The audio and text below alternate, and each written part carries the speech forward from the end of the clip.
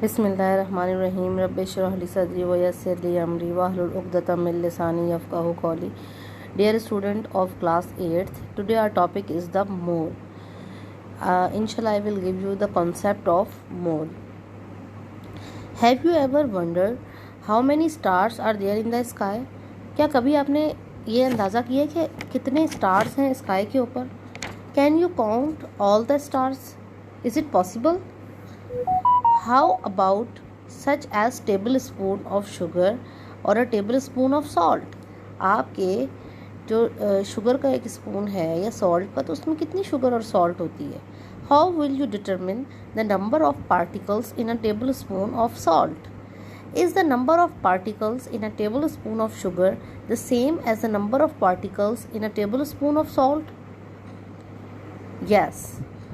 Amadeo Avogadro, ये एक scientist है. Count of Quaregna and Cerreto was an Italian scientist. He is most noted for his contributions to molecular theory, including what is known as Avogadro law.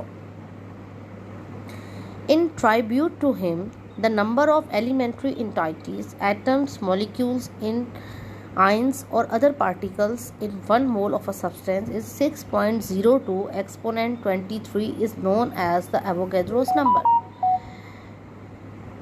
which has a greater number of particles 1 mole of cotton or 1 mole of salt.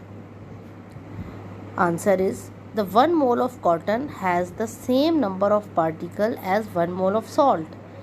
1 mole of an element contains the same number of atoms as a mole of any other element.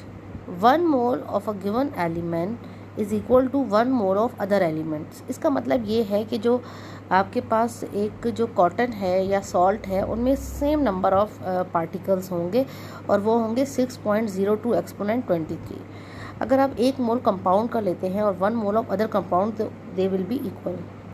How many particles are there in 2 moles of monosodium. आप इस तरह से कोई भी यहाँ पर आप compounds का नेम लिख सकते हैं और अगर आप उनके साथ 2 लगा देते हैं, अगर 1 मोल की बात कर रहे हैं तो वो सेम रहेंगे. जैसे ये पहले 1 मोल की बात थी, अब बेटा यहाँ पे 2 मोल्स की बात आ रही है, तो हम क्या करेंगे, मल्टीप्लाई बाय 2. हम इस एवोगैड्रो नंबर को, ये जो कांस्टेंट है, ये जो साइंटिस्ट ने हमें दिया था और हमारे प्रॉब्लम्स को उसने सॉल्व कर दिया कि कितने मोल होंगे, तो उसने बताया कि 6.02 एक्सपोनेंट 23 मोल्स टोटल होंगे. और अगर हम 2 मोल की बात करते हैं तो हम इसको, इस वैल्यू को 2 से मल्टीप्लाई कर देंगे. Okay, let's try this. आपकी ये एक्सरसाइज है कि atomic mass of carbon, atomic masses of hydrogen and oxygen, atomic masses of sodium and chloride. You can solve all these problems and send me through WhatsApp. 1 mole of any substance contain the same number of particle. 1 मोल जो है वो same number of particles उसमें होते हैं. What about the mass of a mole of a substance? Is it same for all substance? क्या ये भी same होगा?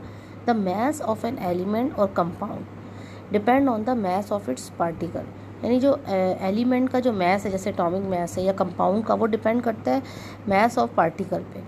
Therefore 1 mole of hydrogen has a mass depend on its atomic mass. यानी 1 mole अगर hydrogen का है तो उसका एटॉमिक मैस यानी मोलर मैस पे डिपेंड करता है. और मोलर मैस क्या है? The mass in gram that is numerically equal to the atomic mass. The unit of molar mass is gram per mole. ये यूनिट है इसका मोलर मैस का, gram per mole. What is the atomic mass of carbon? 12. What is the molar mass of carbon? 12 gram. आपने जो atomic mass है उसके साथ आपने ये देखें यूनिट AMU लिखना है, और जब मोलर मैस की बात आ रही है तो ये यूनिट आपने देखा ग्राम लिखना है. And the how many atoms are in gram of carbon are present. आपने ये फिर इसमें बताना है कि 6.02 एक्सपोनेंट 23 जो एटम्स हैं वो टोटल जो है वो इसके अंदर प्रेजेंट है. This is your exercise. You can solve it and send me through WhatsApp. Okay जी, now this is your problem. How many moles are there in 70.9 gram of chlorine. ये आपका फॉर्मूला है. Number of mole is equal to given mass divided by molar mass. आपके पास 70.9 ये problem में given है. Chlorine का एटॉमिक मास आपने लिया है पीरियोडिक टेबल से, और 70.9 का जब आपने डिवाइड किया तो 2 मोल आपका आंसर आ गया। To get the number of mole of a substance you can use this type of formula. Okay, this is your homework. How many moles are there in 6.05 gram of carbon and how many moles are there in 46 gram of sodium? How many number of moles in 36 gram of water? Find the molar mass of water. सबसे पहले आप molar mass water का निकालेंगे. Multiply the atomic mass of hydrogen by 2 and other that of oxygen by 1.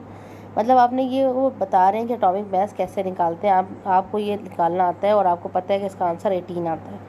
आपने जब 2 को multiply किया, क्योंकि H2O लिखा हुआ है तो हाइड्रोजन 2 है और ऑक्सीजन 1 है, तो 2 को आपने इसके मास से मल्टीप्लाई किया, फिर ऑक्सीजन 1 होता है तो 16 से किया, क्योंकि पीरियोडिक टेबल में इसका एटॉमिक मास 16 है, तो टोटल हमारे पास कितना आ गया, 18 आ गया। अब नंबर ऑफ मोल्स का फॉर्मूला लिखेंगे, mass in gram divided by molecular mass. Mass in gram आपको कितना दिया हुआ है, ये देखें बेटा 36। आपने जो मोलर मास निकाला था 18, वो ये रहा, दोनों को डिवाइड किया तो आंसर आपका क्या आ गया, 2 mole. This is your homework.